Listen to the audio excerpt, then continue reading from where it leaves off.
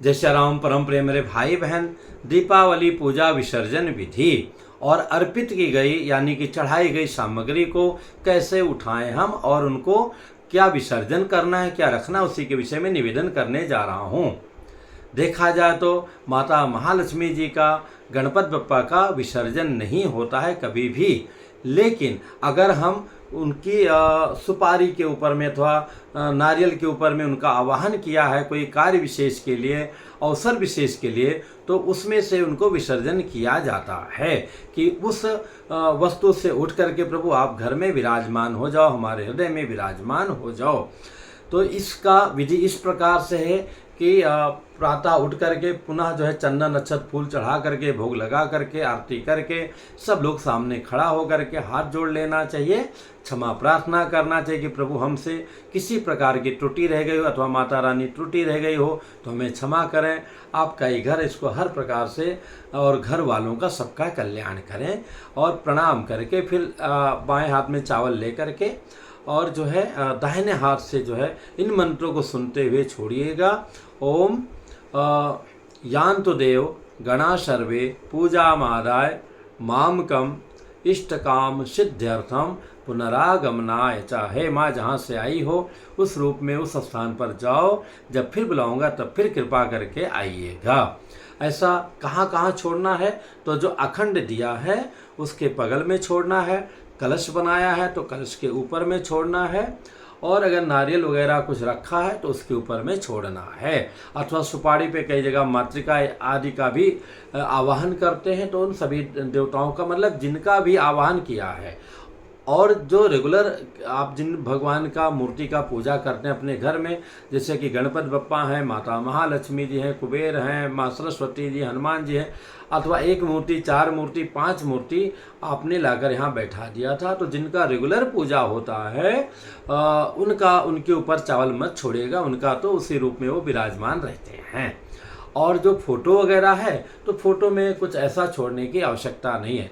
हाँ, मिट्टी की मूर्ति लाए हैं तो उन पे अवश्य छोड़िएगा, भले ही आप ये सोच के लाएं कि हमको 5 साल तक रखना है, आप अवश्य उनको रख सकते हैं, तथापि वो मन से द्वारा उनका विसर्जन कर देना उचित है, क्योंकि गलती से भी मूर्ति गिर गई और कहीं खंडित हो गई तो बहुत बड़ा दोष लगता है, मतलब महापाप लगेगा।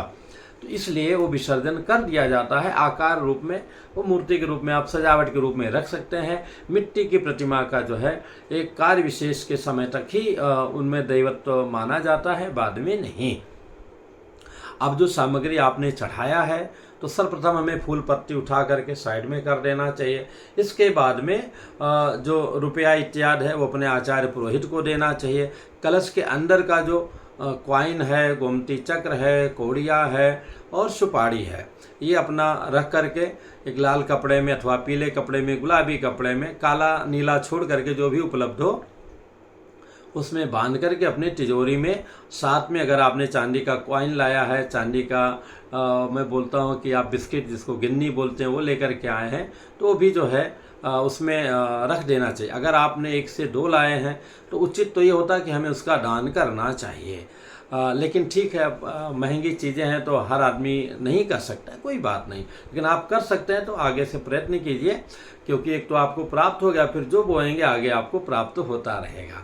और इसके साथ में जो सामग्री है, श्रृंगार की सामग्री इत्यादि है, जो आचार्य आपको प्रसाद रूप दे दें, एक आध सामग्री ले लें, उसमें भी जो सबसे अच्छी सामग्री हो तो उसको तो दान अवश्य करना चाहिए।